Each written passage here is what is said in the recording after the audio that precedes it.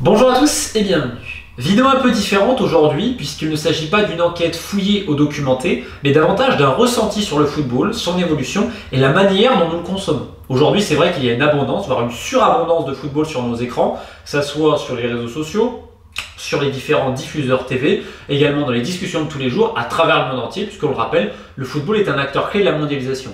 Alors vous vous trouvez en Australie, vous vous trouvez au Canada, vous vous trouvez au Kenya ou en Russie, vous trouverez toujours un bar diffusant un match international, des gens arborant telle tunique du Barça, du Real, de Chelsea ou de quelconque club dans les rues, et vous aurez le football comme une partie prenante de votre quotidien aux quatre coins du globe. Et dans le même temps, on remarque que sur le terrain, il y a aussi de plus en plus de matchs et également de compétitions. Alors évidemment, l'exemple le plus marquant des dernières années, c'est la Ligue des Nations au niveau international, qui peut en effet présenter un certain intérêt pour les petites sélections, qui pour une fois peuvent rencontrer des sélections à leur portée, du moins de leur niveau, et au lieu de prendre tôle sur tôle, pouvoir espérer remporter des matchs et pourquoi pas même un petit trophée.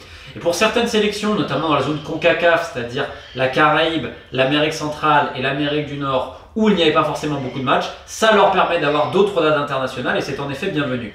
Néanmoins, on peut se poser la question de l'intérêt pour les grandes sélections et les grands joueurs, déjà éreintés par des saisons à rallonge avec les championnats dans leurs clubs respectifs, les coupes nationales et également les coupes d'Europe. Sans compter le potentiel euro, qualification à l'euro, ou pareil pour la Copa América, qualification pour la Coupe d'Afrique des Nations, ou pour la Copa América, il n'y a pas de qualification, mais c'est une compétition très importante en Amérique du Sud. Il y a les qualifs Coupe du Monde en Amérique du Sud qui sont très éreintantes. Bref, quand vous additionnez tout ça, vous avez des saisons de plus en plus longues, et on veut encore rajouter également d'autres compétitions et d'autres matchs de football, avec cette idée qui est dans les cartons de Super League. Alors, évidemment, on en parle en Europe, mais l'Afrique risque d'être un laboratoire, comme pour beaucoup de choses, vous me direz, et notamment dans le football, avec cette idée de faire une Super League africaine.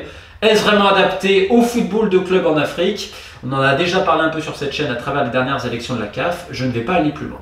Sauf qu'on remarque une chose, c'est qu'avec les conditions très spéciales de cette saison, sans public, avec des dates forcément qui ont été raccourcies, puisque la saison a démarré un petit peu en retard, notamment pour les clubs qui étaient engagés lors du Final 8, et ben on se rend compte que cette année les matchs, j'en ai pas vu 50 000, mais du peu que j'ai vu, est-ce que l'intérêt baisse parce qu'il n'y a personne en tribune? C'est aussi potentiellement quelque chose. Est-ce que les joueurs sont peut-être moins enthousiasmés par cela? Mais force est de constater qu'il y a un nombre de purges absolument incroyable. Je pense notamment au niveau, le peu de matchs que j'ai eu Ligue des Champions cette année. Alors encore une fois, il s'agit d'un ressenti. Je n'ai pas vocation à avoir la vérité de ça. Je ne parle que de mon propre vécu. Mais aujourd'hui, vous avez, et ça quand tu en parles dans les clubs, etc., tu sens quand même une baisse de niveau, de certains, notamment au niveau physique, il y a un peu moins de régularité. Pourquoi? Parce qu'il y a moins le temps de bosser. Et oui, parce que les matchs, maintenant, il y en a de plus en plus 2 par semaine, ce qui fait que tu n'as pas le temps de tellement travailler, tu fais surtout de la récupération.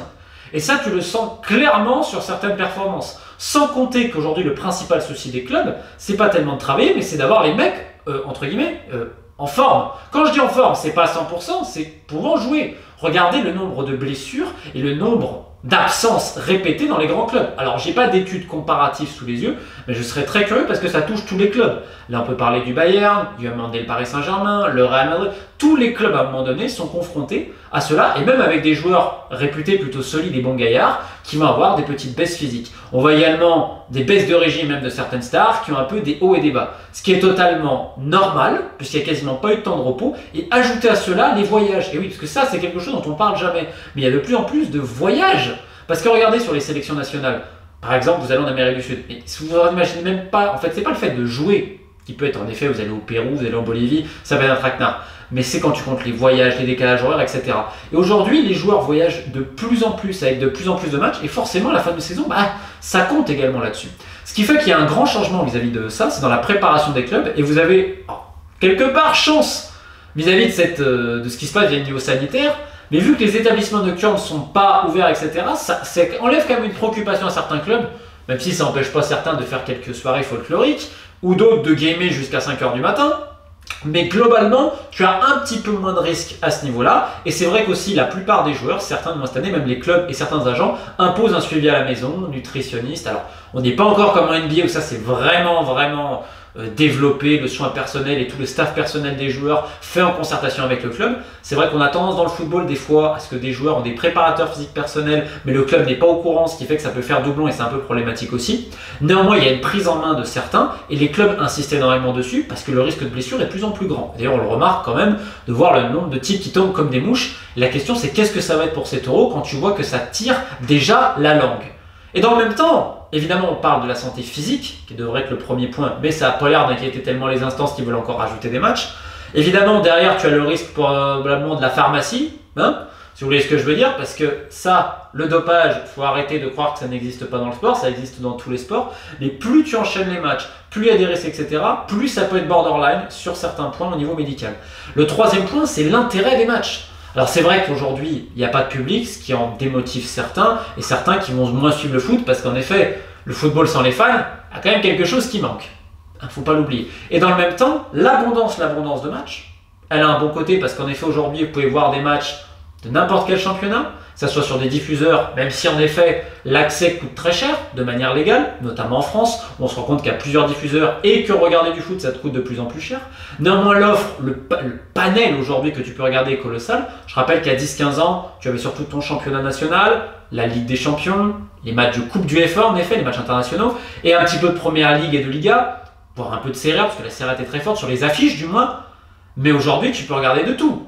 Tu peux regarder de tout, des matchs du Portugal, de X championnat, d'autres continents. Alors comme je dis, l'offre elle est magnifique, elle s'est enrichie, elle s'est élargie, ce qui fait que chacun peut trouver un match à son goût. Et on va jamais enguirlander les gens amoureux du football écossais, parce que ce sont des gens de goût, vous le savez très bien. Et ceux qui ont envie de regarder du football asiatique, ils peuvent aussi trouver, le streaming peut faire le bonheur de beaucoup de personnes. Sauf qu'aujourd'hui, cette surabondance de matchs te donne l'impression, du moins pour certains, qu'il y a une espèce d'obligation de se tenir au courant. Il faut que je regarde ci, il faut que je regarde ça. Tant et si bien qu'il y a des fois une overdose et qu'on est gavé de trop de football. Et pourquoi je parle d'intérêt? C'est qu'aujourd'hui, il n'y a pas de rareté. Or, ce qui est rare, quelque part, est aussi un petit peu précieux. Aujourd'hui, le fait de compter les joueurs avant le match, que ça soit aller au stade, que ça soit pour le regarder, tu l'as plus vraiment parce que tu es abreuvé de football continuellement. C'est-à-dire, tu allumes ta télé, tu allumes, on va dire pour ceux qui ont Bein ou que sais-je encore au canal, tu peux avoir directement du foot et des émissions qui parlent de foot. Maintenant tu allumes ta radio, il y a de plus en plus d'émissions de foot qui durent de plus en plus longtemps, que ce soit sur RMC, sur RTL ou que sais-je encore. Et tu peux prendre le parallèle également pour d'autres pays francophones, on peut penser à la Belgique notamment, où il y a de plus en plus de foot également sur les médias. Tu regardes en France, c'est ça, même dans les pages Le Monde, Libération. Bon, Libération parle un petit peu moins quand même dernièrement, mais quand même ils en parlent toujours un petit peu. Le Monde, et surtout de voir la chaîne L'équipe qui te diffuse continuellement du talk, etc. Bref, aujourd'hui le foot, il est de partout. Il est de partout. Et même, pour reprendre, par exemple sur RMC, c'est vrai qu'il fait beaucoup de sport, et ben tu vas me retrouver dans des émissions de politique, etc. Et ben parfois on va faire des sujets foot, on va inviter des gens, etc. Ce qui fait qu'aujourd'hui tu as un mélange des genres quelque part, et tu as un football qui est quasiment omniprésent. Pour pas dire grand chose d'ailleurs, et si j'étais un peu taquin, je dirais qu'il y a de plus en plus de football et de moins en moins de jeux, que ce soit sur le terrain et en dehors, parce qu'on en parle de moins en moins. Tu vas sur internet, c'est l'explosion, tu ouvres les réseaux sociaux, et bah forcément tu vas être également abreuvé de football. Alors certes, aujourd'hui on lit de moins en moins les journaux sur la presse écrite, mais il y a de plus en plus d'intérêt pour le football, notamment pour la Brève ou que sais-je encore. Ce qui fait qu'aujourd'hui, il y a une surabondance de partout. On a beau, on tourne la tête du foot, on retourne la tête du foot. Et quelque part, à force d'avoir trop de football, est-ce qu'on ne tuerait pas un petit peu le football? Que ce soit à la fois les joueurs, on est en train de les cuire à petit feu, même si on remarquera aussi que ceux avec une excellente hygiène de vie, ça fait un peu la différence des fois. Ceux qui prennent soin d'eux, ceux qui ont une vision d'athlète, de champion, j'ai envie de dire, tu sens quand même aussi un petit peu la différence. Mais deuxièmement, sur cette petite perte d'intérêt-là, il y a quid du niveau également. Encore une fois, je ne suis pas omniscient, je n'ai pas vu énormément de matchs cette année.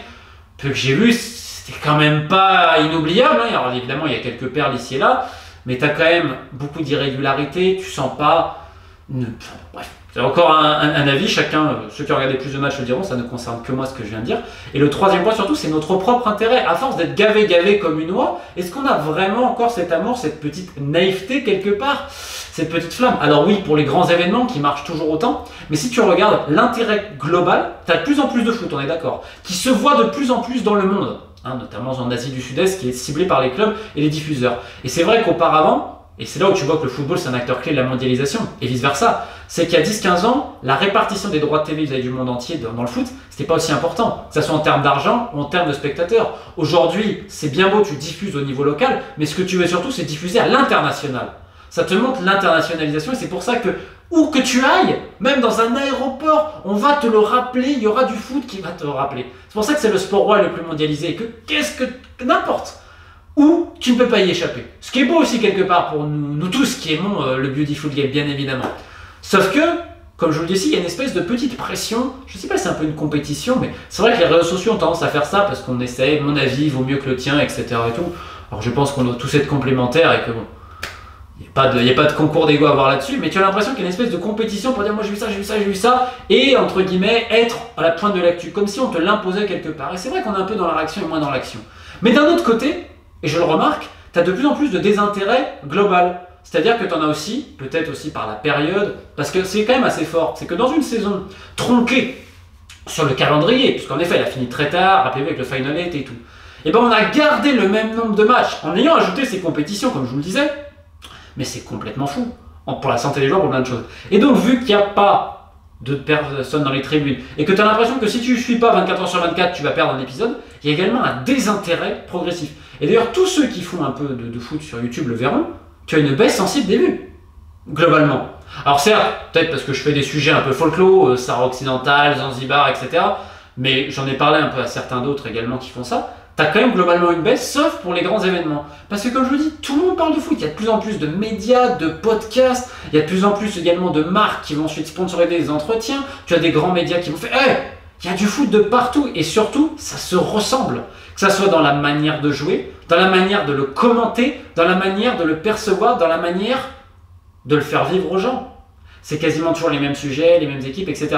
C'est pour ça que c'est très intéressant, puisque à la fois, tu as une offre colossale aujourd'hui, et c'est pour ça où ça va être intéressant. T'as dernier défenseur qui vient de s'ouvrir par exemple sur Twitter, t'as plein de comptes aussi sur Twitter qui font là-dessus, c'est géopolitique, c'est tant d'autres, qui vont faire des sujets un petit peu différents, il est vrai.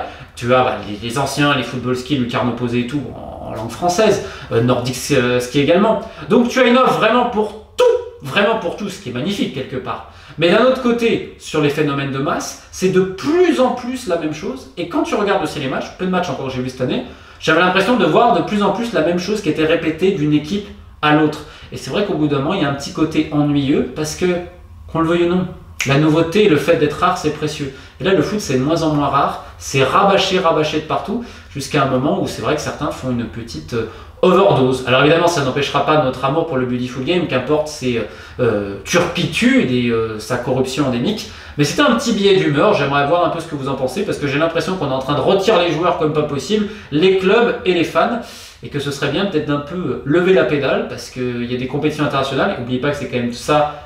Ouais. Rappelez-vous quand on était enfant. Bon, l'euro de basket évidemment, parce que moi c'est le basket, mais c'est les coupes du monde, c'est un euro, etc. Moi je pense à la petite génération là qui va arriver, c'est là où tu rêves le plus, et ce serait bien d'avoir des joueurs en pleine forme pour leur payer tout. Sauf que là, ce qu'on est en train de leur faire, à part encourager le dopage, les seringues et les blessures, malheureusement, je vois pas ce qu'on va faire. Mais en effet, ça marche, de par l'internationalisation du football. Bref, il y aurait tant à dire, ça mériterait des conférences. En tout cas, je vous remercie pour l'écoute, et je vous écoute dans les commentaires, parce que j'ai hâte de voir un peu ce que vous en pensez. Bonne journée à tous, ciao!